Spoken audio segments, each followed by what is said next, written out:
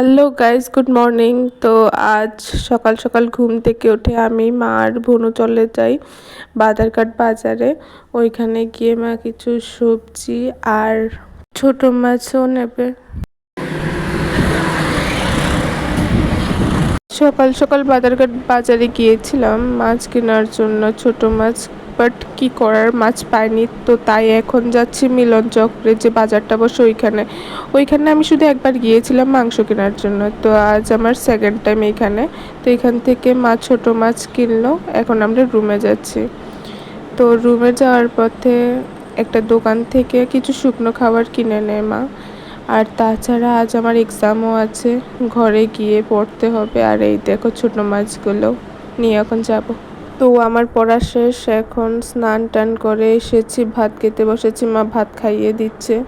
প্রত্যেক দিন আমার আর ভাল লাগে না এক্সাম দিতে। আর এই গরমের জন্য দেখো আমার পুরো মুখটা পিম্পলে তো ভর্তি হয়ে গিয়েছে। তার সাথে সাথে আমার যা চুল কয়েকটা বেঁচে ছিল, চুলগুলো সব ঝরে যাচ্ছে আমার মনে হচ্ছে। জানি না বাড়িতে যেতে যেতে কি আমার চুলগুলো আর কিছু থাকবে কি না, না সবগুলো শেষ হয়ে যাবে। জাস্ট তোমরা আমার চুল আর আমার মুখটার দিকে একবার দেখো।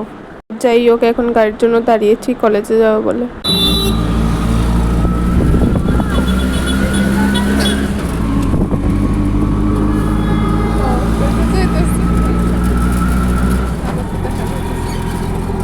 তো আমরা একটা গাড়ি চেঞ্জ করে ফেলেছি, আমরা যাচ্ছি আরেকটা গাড়ি চেঞ্জ করতে। গাড়িটাই চেঞ্জ করে দেবো আমরা একটা গাড়ি চেঞ্জ করে আরেকটা গাড়ি।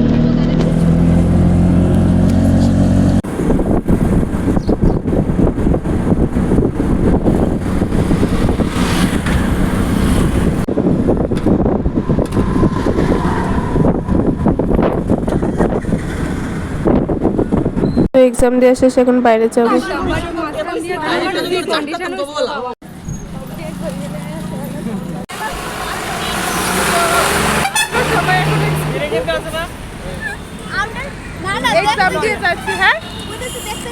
তো আমরা সবাই এখন মলয়নগর থেকে আমতলী চলে এসেছি, এখন বাজারঘাট যাব।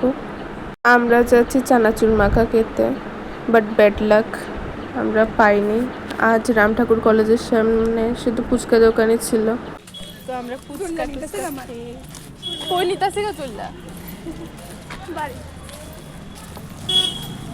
তো আমরা সবাই ফুচকাকে রুমে যাচ্ছিলাম। তো ঋতিকার দোকানের সামনে দাঁড়িয়েছিল পান খাবে বলে। আমরা যাচ্ছি না না টোলা দেখা আমরা লিখে তারা একবার না দাঁড়াক ও টোলা দাঁড়াক। হ্যাঁ এটা ঠিক ঠিক হয়ে গেছে। তোর তো সেটিং, আমরা তো নোটা সেটিং নাই, তারপরে আমরা যেটা কেউ দাঁড়াই না, লাইক দো না।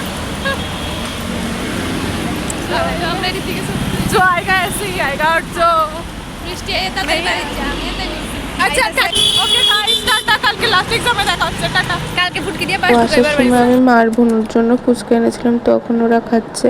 দেখা হচ্ছে সেকেন্ড পার্টে।